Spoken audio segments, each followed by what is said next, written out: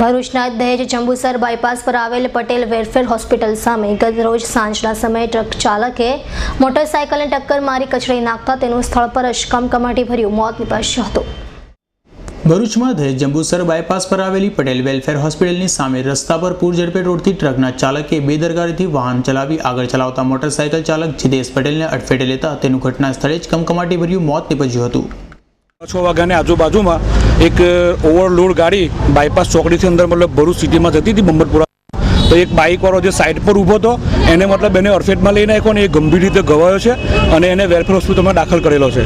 તો હવે આપણા ભરૂચ જિલ્લાના જે સત્તાવાળાઓ છે, ખાસ કરીને કલેક્ટર શ્રી અવંતિકા સિંહ, આપણા ડીએસપી બિપિન આહિરે સાહેબ અને અમારી બધી સોસાયટીઓ વતી પશ્ચિમ વિસ્તારની જેટલી પણ સોસાયટીઓ છે એ બધી સોસાયટીઓને વતી નમ્ર વિનંતી કે હવે જે રીતના બંબરપુરા જવા માટે સવારના 8 થી રાતના 8 વાગ્યા સુધી ભરદોડી વાહનો માટે જે પ્રતિબંધ મૂકેલો છે એવો જ પ્રતિબંધ બાયપાસ ચોકડીથી ભરૂચ સિટીમાં જે મહમ્મદપુરા તરફનો જે રોડ છે એની ઉપર પણ એવો જ પ્રતિબંધ મૂકે।